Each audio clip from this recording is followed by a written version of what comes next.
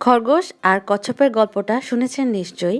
মাঝে মাঝে নিজের চেষ্টার উপর বিশ্বাস করে নিজের স্বপ্নের প্রতি আস্থা রেখে আস্তে আস্তে এগিয়ে গেলে কিন্তু ক্ষতি নেই। এখানে জরুরি কি জানেন? আপনার ইচ্ছার উপর আপনি অবিচল কিনা সেটা। জীবনে সব কিছু হুটপাট করে পেয়ে যেতে হবে এমন কিন্তু কোনো কথা নেই। নিজের চেষ্টা করে, নিজের চেষ্টাকে সম্মান করে সৃষ্টিকর্তার প্রতি বিশ্বাস রেখে ধীরে ধীরে চলুন। ইনশাল্লাহ একদিন গন্তব্যে আপনাকে খুঁজে নেবে কিংবা আপনি গন্তব্যকে খুঁজে নেবেন। সো হ্যালো এভরিওয়ান, আসসালামু আলাইকুম। আশা করি সবাই অনেক ভালো আছেন, সুস্থ আছেন। আজকে ফ্রাইডে একটা স্পেশাল ব্লগ নিয়ে চলে আসলাম। ফ্রাইডে সকাল থেকে সন্ধ্যা পর্যন্ত কী করলাম ছোট ছোট একটু একটু ক্লিপ আপনাদের সাথে শেয়ার করছি। আশা করি ভালো লাগবে। ফ্রাইডের দিনটা ছিল অনেক বেশি ঠান্ডা, আর ঘুম থেকে উঠতে উঠতে প্রায় 10টা বেজে গিয়েছিল। ঘুম থেকে ওঠার পরেই আমার হাজব্যান্ড প্রথমেই চলে গিয়েছিল বাজারে। বাজারে যাওয়ার পরে এই সবজি বাজার আর হচ্ছে কিছু টুকটাক মাছও আনা হয়েছিল। তো প্রথমে আমি বাজারটা গুছিয়ে নিচ্ছি।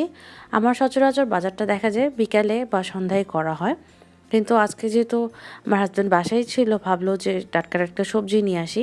ফ্রিজটা মোটামুটি খালি ছিল, তো উনি হচ্ছে সবজি নিয়ে চলে আসলেন। তো আমি এখানে কিছু সবজিগুলোকে আলাদা আলাদা করে যেটা যেখানে রাখবো সেটা একটু ভাগ করে নিচ্ছি। আর শীতের দিনে না কাজ করতে একটু আলসেমি লাগে, তারপরও কি আর করার, যেগুলো করার সেগুলো তো করতেই হবে।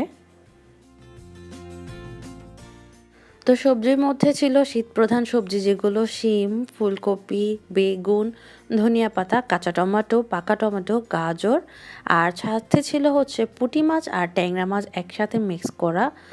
এটা যেহেতু আমি আনতে বলিনি, কুড়া মাছ আমার কাটতেও ইচ্ছে হয় না, খেতেও ইচ্ছে হয় না।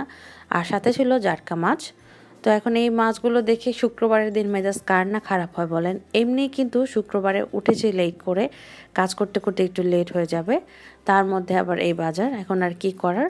তো এখন ফ্রিজে আমি এভাবে করে হচ্ছে সবজিগুলো রাখি, এতে করে কিন্তু অনেক দিন সবজি ভালো থাকে। আমার কাছে মনে হয় পলিথিনে রাখার চেয়ে এভাবে রাখলে সবজিগুলো বেশি ভালো থাকে। তো তারপরে রেখে দিয়ে এখন আমি একটা চিকেন বের করে নিচ্ছি, কারণ এই মাছ কেটে ধুয়ে রান্না করা আর আমার পক্ষে সম্ভব না। আজকে শুধু কেটে কুটে রেখে দেবো, আরেকদিন রান্না করব। আর যেহেতু অনেকটা ঠান্ডা ছিল, বাচ্চারা একটু খিচুড়ি খেতে যাচ্ছিলো, এই জন্য ভাবলাম চিকেন ভুনা আর হচ্ছে খিচুড়িটা করে ফেলি, সময়টাও বেঁচে যাবে। তো চিকেনটা আমি ভিজিয়ে নিলাম ঝটপট, আর সাথে এখন একটু নাস্তাও রেডি করে নিচ্ছি। আজকে আর কোনো বানানোর ঝামেলায় যাচ্ছি না, যেহেতু মাথায় অনেক টেনশন আছে, রান্না করতে হবে, মাছগুলো কাটতে হবে। তো মেয়েকে হচ্ছে জেলি দিয়ে ব্রেডটা দিয়ে দিলাম। এটা আমার মেয়ের অনেক বেশি ফেভারিট, স্কুলের টিফিনে নাস্তায় সব কিছুতে দিলে এটাতে খুশি। আর ফ্রিজে কিছু ফ্রোজেন পরোটা ছিল, সেগুলোই হচ্ছে নাস্তার জন্য ভেজে নিলাম। আর সাথে করেছি হচ্ছে ডিম ভাজা, বেশি করে একদম পেঁয়াজ, কাঁচামরিচ আর বেশি করে ধনিয়া পাতা দিয়ে এভাবে ডিম ভাজাটা আমার খুবই ভালো লাগে। হয়তো ডিম পোচ খাবো, আর যদি ডিম ভাজা খাই তাহলে এরকম বেশি বেশি করে সব কিছু অ্যাড করে তারপরে হচ্ছে আমার ডিম ভাজাটা খুব ভালো লাগে খেতে। তো নাস্তা টাস্তা শেষ করে আমি আবার মাছ কাটতে বসে গেলাম। কেটে ধুয়ে মাছগুলোকে একটু ঝরিয়ে রাখছি কিছুক্ষণ, তারপরে এটাকে আমি পলিতে ভরে ফ্রিজে হচ্ছে রেখে দিব। তারপরে আমি ওর ভিডিও অন করিনি, খুব তাড়াতাড়ি হচ্ছে রান্নাগুলো কমপ্লিট করেছিলাম। এখানে হচ্ছে চিকেনটাকে একটু গ্রেভি টাইপের যে ভুনাটা করে বেশি করে পেঁয়াজ দিয়ে সেটা করেছি, আলু দিয়ে রান্না করিনি। সাথে করেছিলাম হচ্ছে বেগুন ভাজা, খিচুড়ির সাথে কিন্তু বেশ জমে যায়। আর ছিল হচ্ছে শীতের সব রকম সবজি দিয়ে মজাদার খিচুড়ি, খেতে কিন্তু খুবই ভালো হয়েছিল। আর এদিকে আমার মেয়ে ঠান্ডার মধ্যে হচ্ছে শাড়ি পরে বসে আছে, ওর নাকি খুব পরতে ইচ্ছে হচ্ছিল, তো পরিয়ে দিলাম। নিজের তো আর শখ নেই, এখন আর পরতেও ইচ্ছা করে না, বাচ্চার শখেই ভাল লাগলো, তো ওকেও পরিয়ে দিলাম।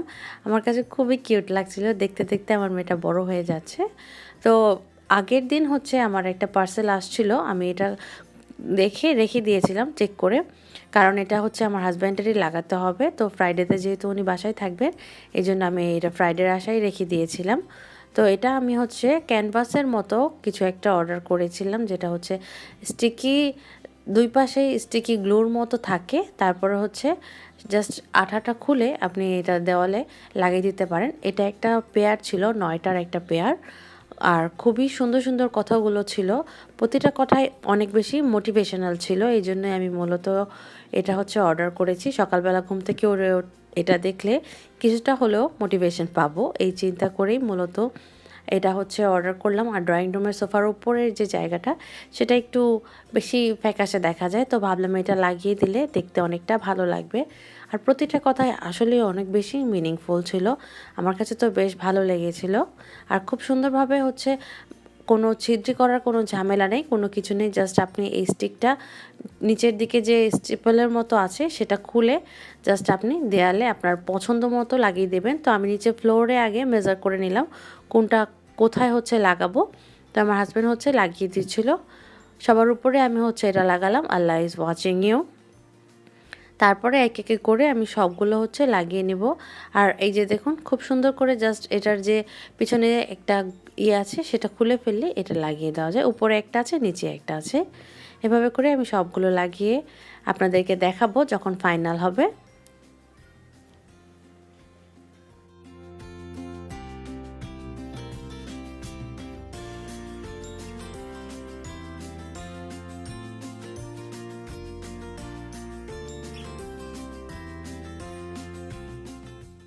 তো এই যে ফাইনাল লুক খুবই সুন্দর লাগছিল, ড্রয়িং রুমের লুকটাই একদম চেঞ্জ হয়ে গিয়েছিল।